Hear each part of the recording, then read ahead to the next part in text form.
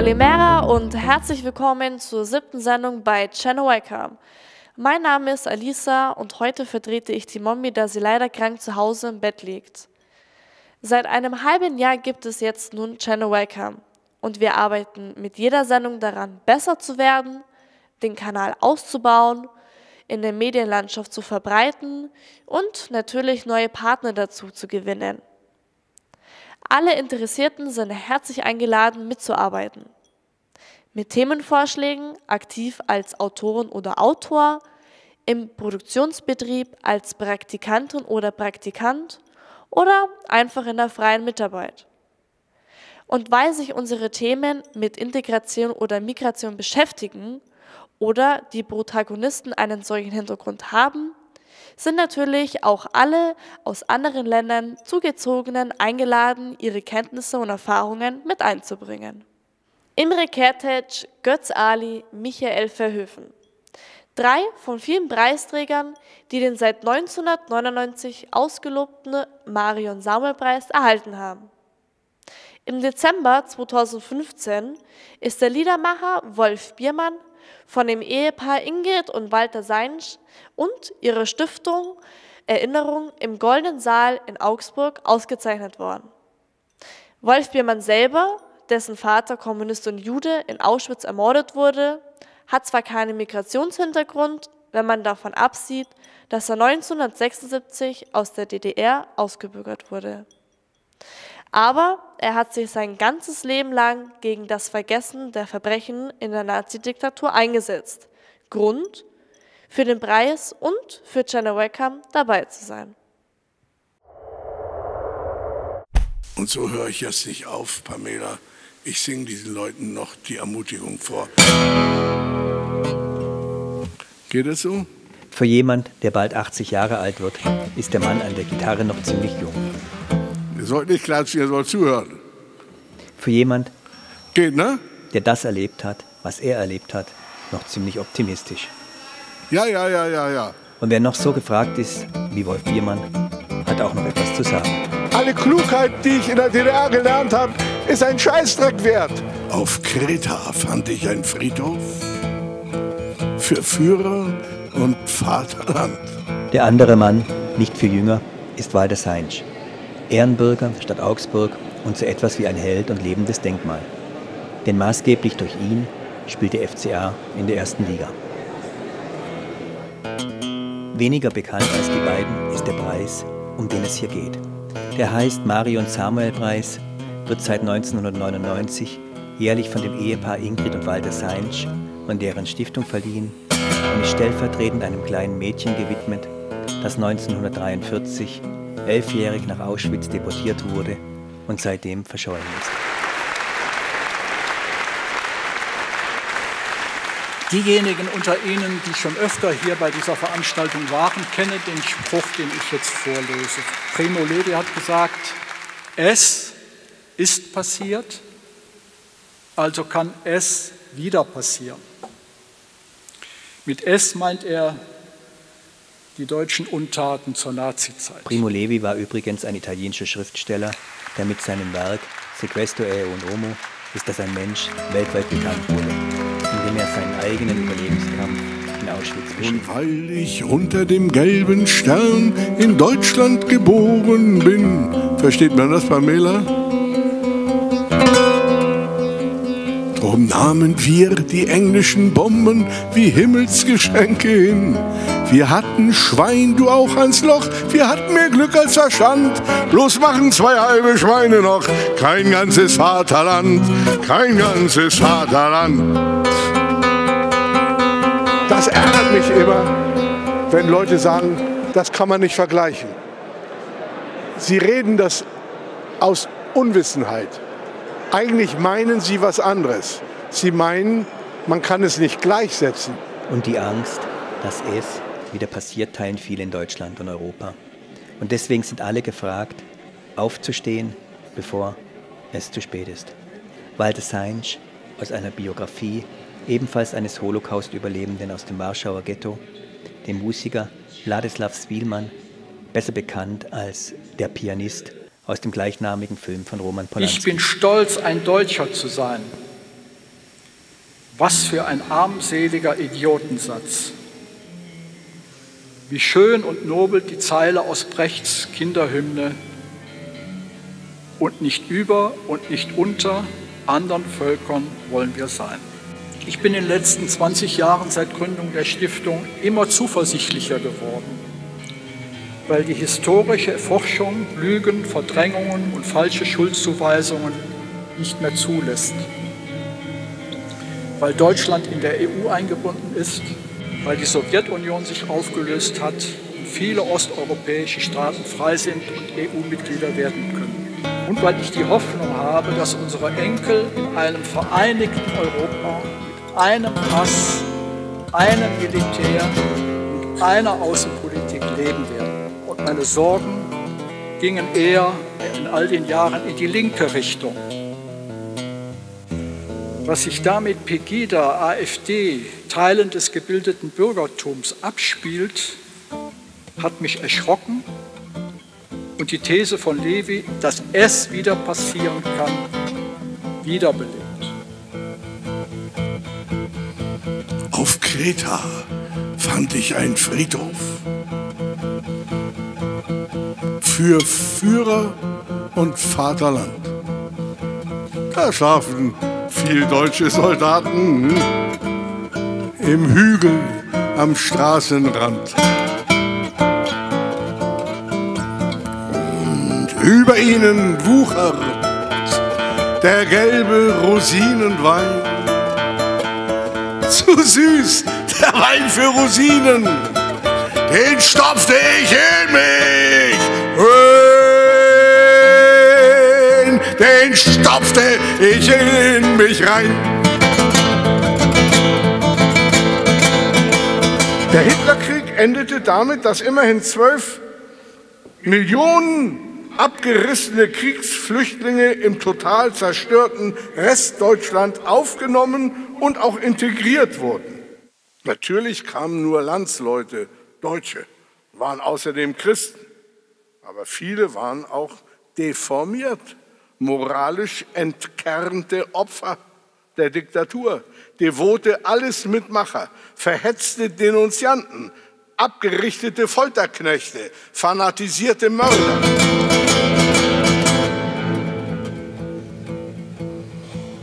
Ich weiß es, die Toten leben und wollen, dass sie einer besucht.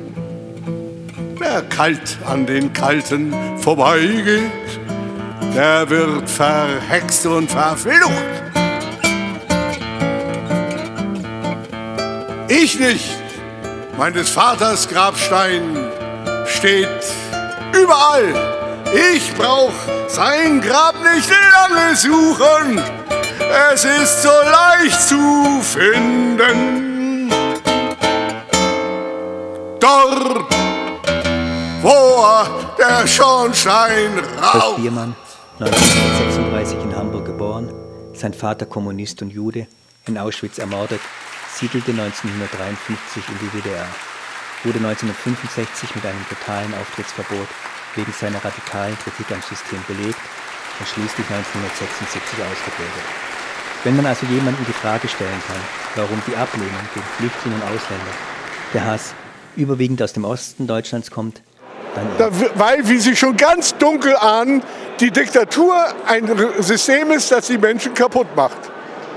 Die sind natürlich deformiert, die sind geprägt, die sind kaputt davon.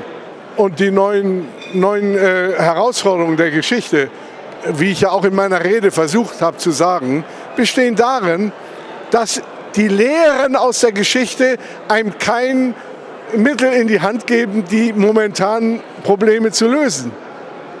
Alle Klugheit, die ich in der DDR gelernt habe, ist ein Scheißdreck wert, gemessen an den Problemen, die wir jetzt hier haben.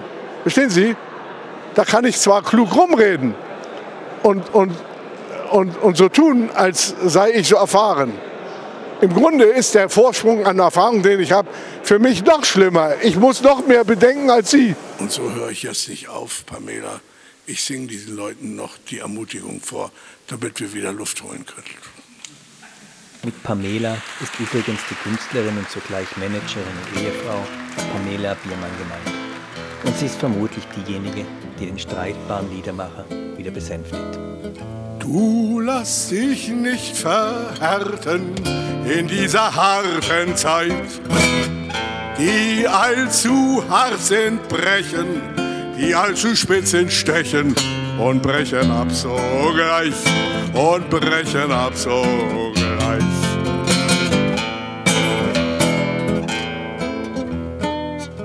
Du lass dich nicht verbittern in dieser bitteren Zeit. Die Herrschenden erzittern, sitzt du erst hinter Gittern, doch nicht vor deinem Leid, doch nicht vor deinem Leid.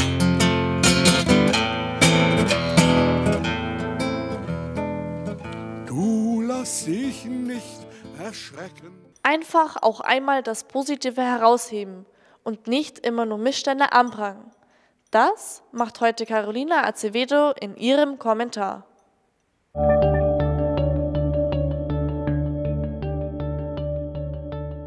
Manchmal, wenn ich wieder in einer der großen Straßenkreuzungen in der Stadt stehe, auf das Grün der Ampel warte, mir dabei den viel zu starken Autoverkehr, der unsere Luft verpestet, betrachte, aber auch die vielen Menschen, die zu Fuß mit dem Fahrrad, mit dem Rollstuhl oder auf irgendeine andere Weise versuchen, ihr Ziel zu erreichen, dann passieren die kurzen Momente, in denen das ganze Treiben für mich gleichzeitig zur Faszination wird und ich dabei einfach anfange zu lächeln. Wie kann das alles überhaupt so einigermaßen reibungslos funktionieren? Wenn ich in den Semesterferien zu meiner Familie nach Brasilien fliege, die Menschenmassen, Menschenschlangen auf den Bahnhöfen, Flughäfen, im Fußballstadion, dieses kleine Wunder beobachte, dann staune und lächle ich wieder mit denselben Gedanken im Kopf. Wenn mir Medien die Bilder der vielen Helfer übermitteln, der vielen Freiwilligen, die selbstlos handeln, um anderen Menschen beizustehen, egal ob Flüchtlinge oder andere Hilfssuchende, die 2015 allein in Deutschland mehr als 5 Milliarden Euro an Hilfsorganisationen spendeten, dann denke ich mir, so schlecht ist unsere Welt nicht. Nach schrecklichen Bildern der weltweiten Kriege, Anschläge und Gewalttaten folgt auf Wut und Trauer. Wie armselig dieser kleine Haufen Kreaturen doch sein muss, der nur mit diesen Mitteln gegen friedliche, feiernde, lebensbejahende, unschuldige Kinder, Frauen, Männer, Alte, seine Verbitterung, seine Dummheit und Ignoranz, seinen Egoismus mit Terror und Gewalt zum Ausdruck bringen will. In der Schule hatte ich gelernt, mich zu melden, statt einfach in die Klasse zu rufen, mich mit Disziplin einzusetzen, mit friedlichen Mitteln für meine Sache. Das funktioniert wie der Straßenverkehr, das Leben in Ballungsgebieten, in Hochhäusern, auf engem Raum, durch Rücksicht. Weil die Mehrzahl der Menschen eben ihre Intelligenz und Empfindungen einsetzt, für andere mitzufühlen. Auch deswegen bin ich überzeugt, dass es sich lohnt, den Idioten die Stirn zu bieten, dass Gewalt nur Ausdruck der Primitiven ist, um auf sich oder ihre schäbigen Sachen aufmerksam zu machen. So schlecht ist unsere Welt trotz derer nicht, die nur eine armselige Minderheit bilden. Auch mit diesen Gedanken gehe ich hoffnungsvoll in das Jahr 2016.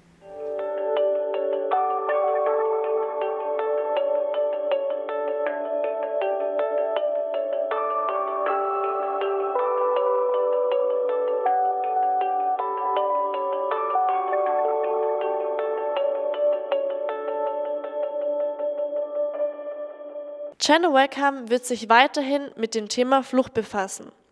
Dabei denken die meisten sofort an Syrien, Afghanistan, Somalia oder Irak.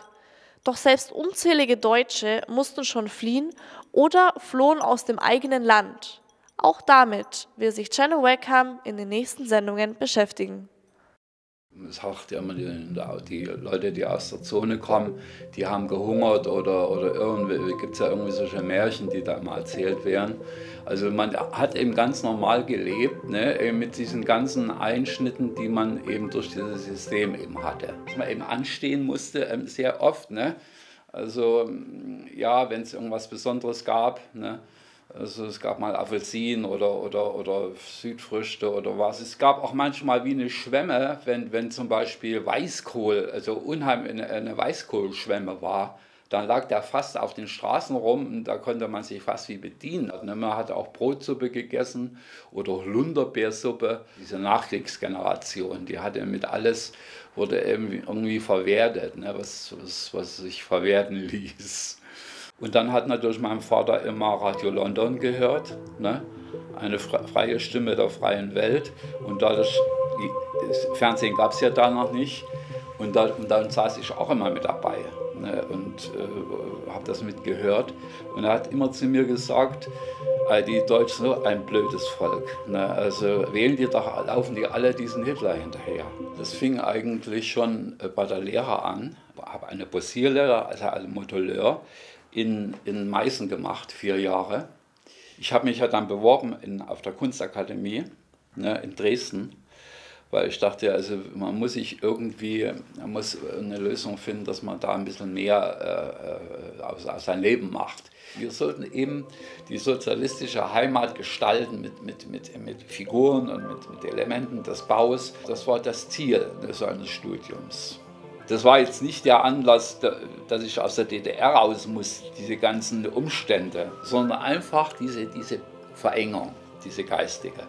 Ich dachte, das kann doch nicht alles gewesen sein im Leben. Man müsste Russisch lernen, Sport und Leninismus, Marxismus. Ich war ja auch in der FDJ und war auch, sonst hätte man gar nicht studieren können. Man musste also in diesen Massenorganisationen sein, um überhaupt einen Studienplatz zu bekommen.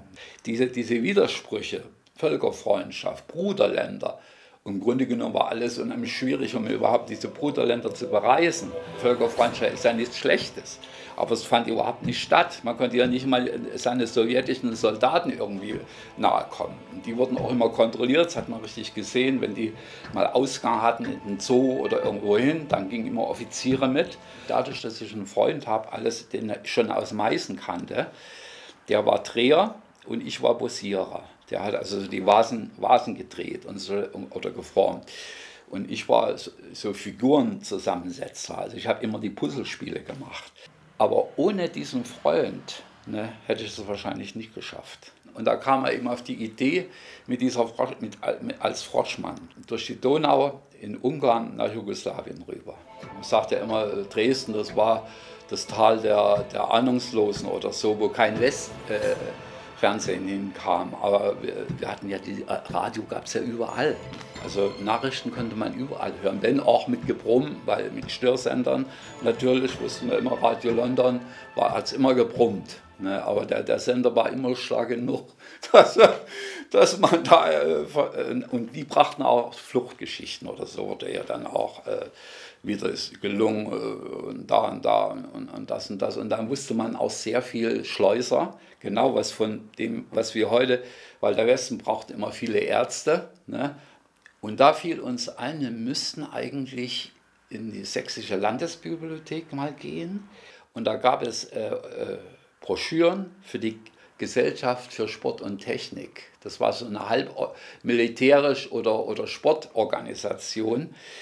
Und die haben versucht, auch so wie soll man sagen, Clubs zu gründen oder sowas. Ne? Ist ja auch für die Armee dann wichtig, die brauchten ja auch Froschmänner in der Volksarmee.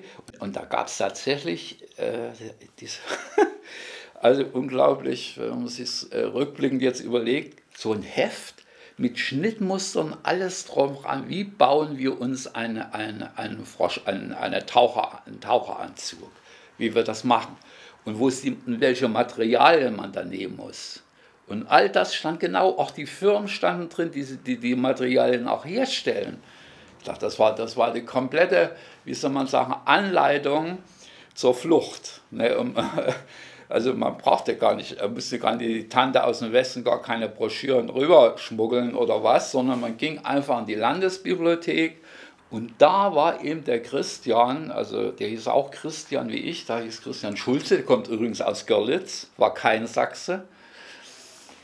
Und der hatte gleich den findigen Dreh, wie man das alles macht. Und der kannte sich da auch aus, wie man das schneiden muss und was man alles auch braucht. Das stand auch drin. Also wir brauchten Bleigewichte, wir brauchten einen Bleigürtel.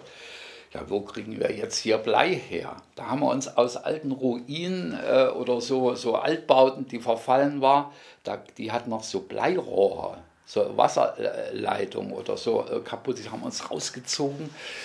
Haben uns da diese Blei-Sachen, also alles so wahnsinnig umständlich, aber wenn man findig ist und die Idee hat, ne, also kommt man da auch überall zurecht. Ne. Wir sind von Dresden nach Leipzig erst einmal und diese Firma, die lag ein bisschen außerhalb, die stellten so Ballongummi her für meteorologische Ballons. Sonst kommt man brauchte für diesen Anzug Manschetten, also eine Halsmanschette, wo du das abdichten kannst, den Anzug. Das war das Schwierigste, weil der Anzug selber, da konnte man gummierte Zeltplanen nehmen. Und haben uns vorgestellt, dass wir von der Gesellschaft für Sport und Technik kommen und dass wir Ersatzgummis brauchen. Und der ist verschlissen. Und da haben die uns tatsächlich diesen Gummi gegeben. Tagsüber haben wir unseren sozialistischen Aufbau gemacht, unser sozialistisches Menschenbild geformt und diese ganze Schule. Und am Abend und in der Nacht haben wir eben an diesem Froschmann gearbeitet. Das überhaupt machen zu können, brauchte man auch Räumlichkeiten. Dann haben wir nämlich noch eine Wohnung gemietet, aber das gab es ja überhaupt nicht. Eine Wohnung kriegtest du überhaupt nicht bei diesem Mangel. Da haben wir uns einen Souterrain, da war ich noch unheimlich froh und wie so ein Keller. Wir haben das getarnt als Werkstatt. Wir bräuchten, um uns modellieren zu können und um Stein arbeiten zu können, bräuchte man ein bisschen eine kleine Werkstatt. Ich habe dann auch zu Hause noch bei mir gearbeitet, an die Taucher mitgenommen und ne, man musste ja kleben, man musste ja diese Teile mussten zusammengeklebt werden mit Gummilösung und Gummilösung stinkt. Und selbst meine Mutter, die fragte, es stinkt aber immer da oben in der Dachkammer, was machst denn du da bloß? Ja, wir wollen dann nach Ungarn und da ist irgendwo am Balatonsee, ne, an diesem Plattensee oder so, da gab es ja eben so ein großes Urlaubsdomizil für die DDR-Bürger und alles sind darunter. Ja, da muss irgendwo ein Schatz sein, haben wir da erzählt, ne, und da wollen wir da mal so runtertauchen. Sind wir da sehr weit noch aus Dresden rausgefahren und haben uns dann in der Nacht in die Elbe geschlichen, um das alles erstmal am Ufer alles auszuprobieren. Und dann haben wir auch gemerkt, dass es unheimlich starke Quetschfalten gibt. Da muss man nicht die Luft raussaugen aus diesem Anzug. Da gab es extra wie so an der Brust, war wie so ein Schnorchel, nochmal so ein Gummisaugschnorchel montiert. Und dann saugte man die Luft raus und dann zog der Anzug sich zusammen. Und unten drunter hatte man natürlich noch Wollpullover und dicke Unterhosen und was nicht alles. Ne?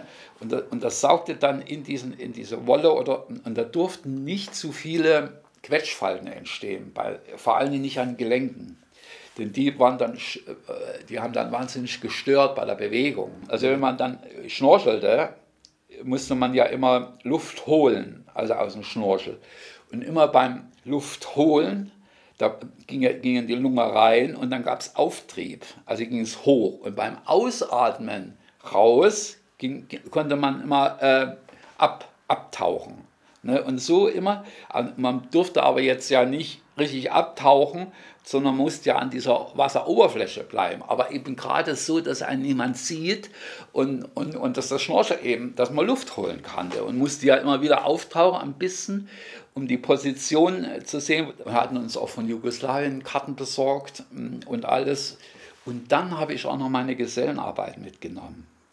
Und der Christian nicht, aber ich hatte so einen Pagodenputter gemacht. Also der eine, das kennt man bestimmt, so Meißner Porzellan, so Pagodenputters, die mit den Händen wackeln können, mit der Zunge und nicken. Da haben sich früher die Hofdamen wahrscheinlich unheimlich köstlich amüsiert über diesen Schnickschnack. Und da dachte ich, um dieses richtig perfekt zu machen, dann nimmst du auch noch diesen Pagodenputter mit und verkaufst den dann in Ungarn an westdeutsche Touristen. Und mit dieser Westknete kannst du dann in Jugoslawien gut sozusagen trampen. Aber trotzdem hat man an der Grenze unheimlich Bammel. Ne, also jetzt, und da dachten wir, müssen einen Zug nehmen, wenn die DDR-Bürger alle Urlaub machen. Wenn die Züge voll gerammelt sind, richtig, dass der Zoll an der Grenze gar nicht durchkommt. Genauso war das dann. Zoll kam nicht durch, ne? Und ja, wurden überhaupt nicht kontrolliert. Ne? Gerade mal, dass wir vielleicht einen Pass da geguckt haben, dass wir die Einladung hatten. Und das war es dann schon. Und dann waren wir schon in Tschechien. Und da wurden wir nicht kontrolliert. Das war ja Dubček-Zeit. Und selbst in Ungarn auch nicht. Mit dem Mond war das auch abgestimmt. Da darf kein Mond sein. Und das war alles im Zeitraffer. Wir hatten gar nicht viel Zeit. Wir hatten das alles so getimt. Ne? Und jetzt war ich noch mit meinem Butter, das kam auch noch dazwischen. Ich musste den jetzt möglichst schnell an einen Westdeutsche bringen, wo die Reisebusse waren. Wo kriegen wir auch Westdeutsche, die nötige Knete haben? Das waren ja auch alles so Billigreisebusse und das war nicht durchdacht. Jedenfalls blieben wir auf dieses Stück Meißner. Wahrscheinlich liegt es jetzt noch in Ungarn. Da sind wir auch dann runtergetrennt noch ein Stück, möglichst ganz schnell an die Grenze zu kommen, wegen dieser Mondfinsternis. Die Grenzstadt hieß, glaube ich, Mohacs oder irgend so ähnlich. Und wir dürfen nicht an diesen Grenzen, wir müssen wesentlich vorher raus, und da wussten wir eben, da wo diese Straßenkreuzung ist, und dann in die Maisfelder reinschlagen. Da hat der Christian auf einmal Trouble bekommen. Da hat er irgendwie Herzsausen bekommen, wo sie jetzt drauf ankamen. Wir mussten jetzt wirklich in die Donau rein. Ich kann nicht, und so sagte er zu mir, mir ist schlecht und das schaffe ich nicht, das packe ich nicht, mir geht es nicht gut. Und da hat er mir noch sein Bleigürtel auch noch mitgegeben. Wenn mich da jemand gesehen hätte, der dachte, da kommt ein Gespenst. Also ich hatte ja schon alles angezogen, nur die Tauchflossen, die unterm Arm und die Brille oben schon aufgesetzt. Und so bin ich dann von dem Maisfeld erstmal noch eine Strecke, musste ich erst mal laufen, ein ganzes Stück, um an dieses Ufer zu kommen. Aber es hat alles wunderbar geklappt, also das Ufer war nicht, ich konnte auch einwandfrei dann gleich reinschnurcheln, ne? Brauchte diese Bleigurte und das Abtauchen musste gar nicht sein. Immer tiefer, da Schritt für Schritt, ohne rum. Und man hat ja wahnsinnig Angst gedacht. Man dachte, Mensch, da kommt da schleichen da überall vielleicht Grenzpolizei rum in der Nacht. Oder man fängt an zu spinnen, was alles möglich sein könnte. Oder vielleicht ist da irgendwo ein Polizeiboot. Man hat ja wahnsinnig viele Angst, dass da im Schilf versteckt irgendwo ein Polizeiboot. Vielleicht sogar auch noch, das ist ja alles was hirnrissig. Ne? Ich habe nicht ein einziges Polizeiboot da unten gesehen, auf dem Wasser. Nur eben diese Schiffe, die da unheimlich heute war ja beschifft. Ne? Also die Donau ist ja da ein unheimlicher Verkehr. Manchmal dachte ich, Mensch, du hängst dich an so einen Lastkahn ran, ne? Bist du noch schneller. Also die hatten manchmal auch so Beiboote, die im Wasser da hinterher schepperten. Ne? Ich dachte, man hängst dich ja einfach da ran. Ja, aber dann dachte ich, nee, das machst du doch lieber nicht. Ne? Also, machst du das jetzt wirklich so, wie du es geübt hast. Ne? Oder wie ich es in der Elbe, wie wir es da trainiert hatten. Und das hieß eben immer im Strömungsbett bleiben, aber nicht da, wo die Schiffe, sondern so ein bisschen auch am Ufer. Also, dass du auch die Möglichkeit hattest, wenn irgendwas ist oder mit dem Anzug irgendwie ein Riss reinkommt oder irgendwie Wasser eintritt. So eine Langzeitübung haben wir nicht gemacht in der Elbe, dass wir eine ganze Nacht drin geblieben wären bis zum nächsten Tag. Ja, du standest fast im Wasser, ne? Also du hattest ja diese Bleigewichte Aber du paddelst ja auch, musstest auch leicht paddeln, um mal wieder von diesem Ufer wegzukommen, um im Strom, das war wie eine leichte Schwimmbewegung. Ne? Und dann war das Gute, wenn so ein Fluss beschifft ist, dann gibt es überall so Positionslichter. Ne? Hattest immer, aha, da sind Lichter, ne? Und auf der anderen Seite auch für die Schifffahrt, dass die genau, und das war auch für mich, ich war ja da auch fast wie so eine, im Grunde genommen fühlte ich mich wie so eine Flaschenpost. Und ich war dann auch nur durch die Grenze durch. Ne? Ich habe noch, weil dieses Mohat, das war ja der Grenzort, das habe ich ja gesehen, da lagen dann auch so viele Lastkähne. Und da wusste ich genau, aha, jetzt bin ich an der Grenze. Ne? Also da hatte ich schon als Position, dann musstest du ja immer wieder auftauchen. Jedenfalls so weit, also nicht mit ganz so, plus dass du das sehen konntest, ne, in der Brille.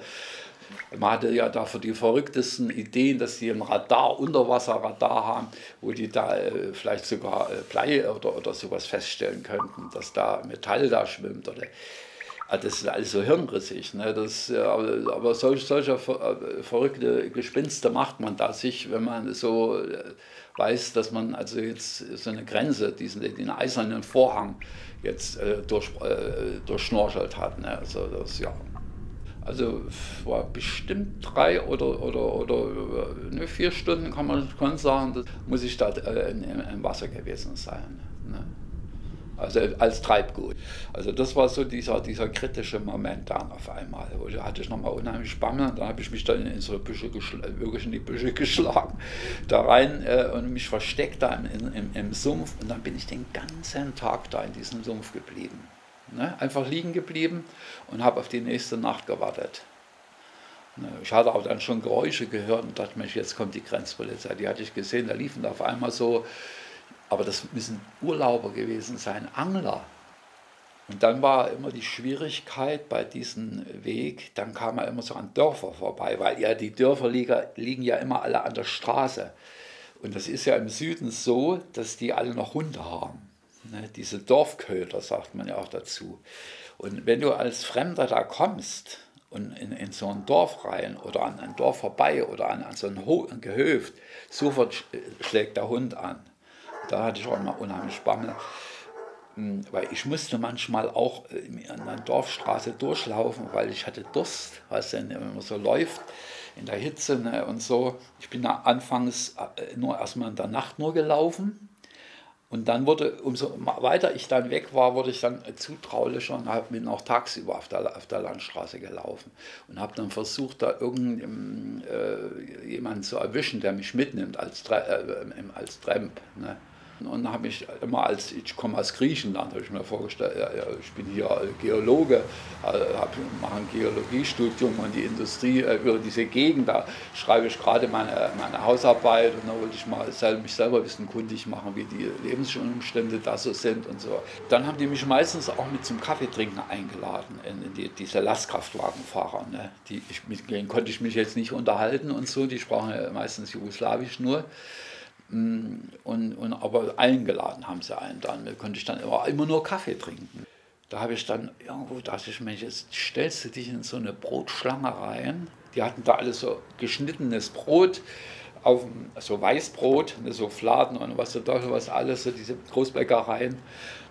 Und da standen die Leute auch immer an und haben da eingekauft. Ne? Ich dachte, wie kommst du, da habe ich erst das unheimlich lange beobachtet, wie klaust du jetzt hier so ein Stück Brot? Ja, und habe das dann auch irgendwie hinbekommen. Ja, aber das war eine ziemlich lange Beobachtung, ne, um an so einem Brotkanten ranzubekommen. Und da habe ich mich dann einfach runtergeschlichen, also in der Nacht, ne, an der Pforte vorbei und an dieses Hafengebiet. Weil ich hatte schon tagsüber gesehen, draußen an so einer Kaimauer hatte ich schon ein Schiff ausfindig gemacht bei meiner Beobachtung. Das musste eine deutsche Flagge haben oder hatte einen deutschen Namen auch. Deutsches Schiff, Mensch, das ist ja perfekt. Man konnte von der Kaimauer mit so einer, da waren so Dielen, da konntest du auf dieses Schiff drauf schleichen. Und habe mich dann in irgend so eine Kammer eine Besenkammer war das, oder wo die da ihre Klamotten da oder was da alles drin war. Und wenn da die Sonne dann am Tag dann auf das Schiff knallt, ne, und das ist ja unheimlich heiß dann, ne, und hast keine Lüftung da unten und nichts und bist in dieser stickigen, heißen Luft und wusstest jetzt nicht, wann kommt dieses Schiff, wann geht das weg. Und dann hatten die auf dem Ufer dann immer solche große Wasserflaschen, also für die Arbeiter, ne, also solche Kork-Wasserflaschen, also so wie Weinflaschen, ne, wo so. Ich dachte, Mensch, wenn du da jetzt gehst jetzt einfach raus, dann schnappst du dir so eine Flasche und nimmst da. Das habe ich dann auch ganz eiskalt gemacht. Da war so ein Gerümm, also liefen die Leute da hin und her, die waren ja auch alle schmutzig und ich war ja auch ein bisschen bedreckt. Ich sah eigentlich so aus wie auch so ein Typ, der da. Es ist ja meistens so, dass die Schiffe nicht lange im Hafen bleiben wollen, weil das Liegegebühren müssen sie da zahlen. Also wenn das voll ist, hatte ich ja Glück, ne, war das dann, und hebten die dann ab in der Nacht. Und ich dachte, ja, wie machst du das jetzt? Also du gehst jetzt einfach, wenn das früh dämmert, gehst du raus aus der Neue und gehst vor in der Mannschaftsgib und zum Captain und sagst, du bist blinder Passagier. Und das habe ich auch gemacht. Bin raus und ich hatte ja noch meinen DDR-Ausweis noch mit. Also ich war ja richtig, also ich konnte das nachweisen, dass ich DDR-Bürger bin. Der guckte natürlich erstmal fand mich da so ein Typ da, so nicht ein Matrose, das sind ja mehr so angeheuerte Lagerarbeiter, ne? Der fiel aus allen Wolken, wo ich herkam. Ich sage, Captain wieder, ne? Also das war schon wie so aus der dritten Art, also wie so eine Erscheinung der dritten Art. Und dann dachte der Captain dann erst, ja, muss irgendwie so ein Zuchthäusler sein. Er hatte wahnsinnige Angst, dass er jetzt einen Zuchthäusler aufgeschnappt hat aus dem jugoslawischen Knast, der da geflohen ist. Ne? Und ja, und dann konnte ich das aber nachweisen, dass ich DDR-Bürger bin und habe das nur alles erzählt, was ich da jetzt gemacht habe. Und da musste ich da wie einen Scheunendrescher gegessen haben. Ne? Die anderen, die guckten alle nur und guckten mich an wie so ein Tier, also der frisst da wie ein. Ne? Da musste ich mit Rost klopfen und so diese ganzen normalen Bordarbeiten machen. Ne? Mit den Typen zusammen hatte ich dann auch bekam eine Koje. Ne? Also jetzt war ich ein ganz normaler, wie soll man sagen, Schiffsarbeiter. Ne? Und dann ging das ja dann unten beim Südzipfel von Italien, ist die Straße von Vesina, nennt sich die, ich glaube. Das ist wie so eine zwischen Sizilien und da sind Stürme. Das ist eine wahnsinnig Sturm, also da ist fast immer Sturm. Ne? Und tatsächlich, aber für die auf dem Deck waren, dieses leichte bisschen Schaukeln vom Schiff war das gar nichts. Das war ganz normal. Und ich hatte natürlich gleich die große Kotze bekommen, ne, und war da, ja, und die haben sich halb tot gelacht. Ne, ja, diese Landratte, ne, kotzt da rum. Ne. Ja, und dann ging das noch, war eine ganz schöne, ziemliche Fahrt durch das ganze Mittelmeer durch, ne, bis nach Barcelona rüber. Und da muss aber schon der Captain gefunkt haben, die Botschaft, ne, dass wir einen blinden Passagier an Bord haben, der angeblich aus der DDR kommt. Um die Zeit war ja noch Spanien faschistisch. Und das ging, und dieser Funk ging da über die Polizei auch. Und sie würden den aber nicht an Land lassen, wenn er keine gültigen Papiere hat. Und da hatte ich eben Glück, dass der Botschafter oder der Konsularbeauftragte Arbeiter, der dann von Barcelona ist, der dann ins Hafengebiet runter, ne? Aus dem DDR-Pass, dieses Passbild rausgeschnitten sozusagen in den bundesdeutschen Pass rein und Stempel drauf gemacht und damit war ich jetzt auf einmal Bundesbürger. Der hat für mich dann noch einen Zug ausfindig gemacht. Das ging dann alles unheimlich schnell. Ich habe dann von Barcelona aus gleich bei meiner Ankunft eine große Karte gekauft, so eine Ansichtskarte von Barcelona, von dem wichtigsten Platz. Und da habe dann geschrieben, dass ich gut angekommen sei, die Reise war schön, habe vieles erlebt und so. Da habe ich unten drunter noch geschrieben, wenn ihr mir rückschreiben wollt, ich bin dann in Gießen. wir noch so die Straße auch noch angegeben, ne, zu erreichen. Also ich weiß nicht, ich habe die Karte noch da steht das auch noch drauf. Und dort in diesen Notaufnahmelager, ja, war ich dann auf einmal wieder mit DDR-Leuten zusammen. Mit ja erstmal diese ganzen Befragungen durchmachen von der BND, der hatte mich da erstmal in die Zange genommen und dann auch noch die CIA war auch interessiert, was das für ein Spinner ist, der da sowas macht oder ob das mit rechten Dingen zugeht oder ist es ein Verrückter oder was ist, weil so es war ungewöhnlich, hatten wir nur ihre Fubos, also ihre normalen Grenzflüchtlinge, ne, aber nicht sowas. Ne, also irgendwie hat einer von diesen CIA-Banken, also jetzt setzen Sie sich mal hin und jetzt schreiben Sie mal das alles genau auf. Also der hat das nicht auf die Reihe bekommen. Punkt für Punkt, wo Sie waren. Ja.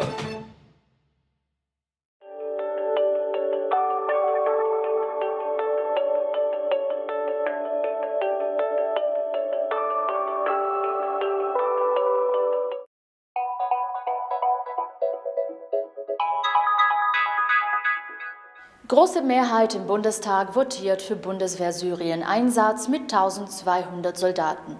Mit Krieg zu antworten, ist die falsche Solidarität. Das sagte die SPD-Finanzpolitikerin Kanzel Kisseltepe, die zu den 146 Gegnern des deutschen Bundeswehreinsatzes in Syrien zählt. Wir sind ohnehin im Fokus der Terroristen. Mit dem Einsatz in Syrien wird die Gefahr wohl zunehmen. Weiter äußerte sie sich in einem Spiegel-Online-Interview. Ich glaube, allen ist bewusst, dass dieser Kriegseinsatz eine enorme Tragweite hat, deren Konsequenzen wir noch gar nicht abschätzen können. Linken-Fraktionschefin Sarah Wagenknecht sagt, militärische Interventionen des Westens helfen dem IS. Ebenfalls bekennt sich in einem Spiegel-Interview die Bundestagsabgeordnete gegen den Bundeswehreinsatz in Syrien. Die Bombardierungen führen zu vielen zivilen Opfern. Das nährt den Hass. Weiter sagt sie, die Amerikaner haben Syrien über Jahre bewusst destabilisiert, um Assad zu stürzen. Das Pentagon hat selbst zugegeben, dass zu diesem Zweck anfänglich sogar der IS unterstützt wurde. Natürlich ist Assad ein Diktator, aber es ist Sache des syrischen Volkes und nicht der Amerikaner, wer in Damaskus regiert. Amnesty International. Waffen der Terrormiliz IS kommen auch aus Deutschland.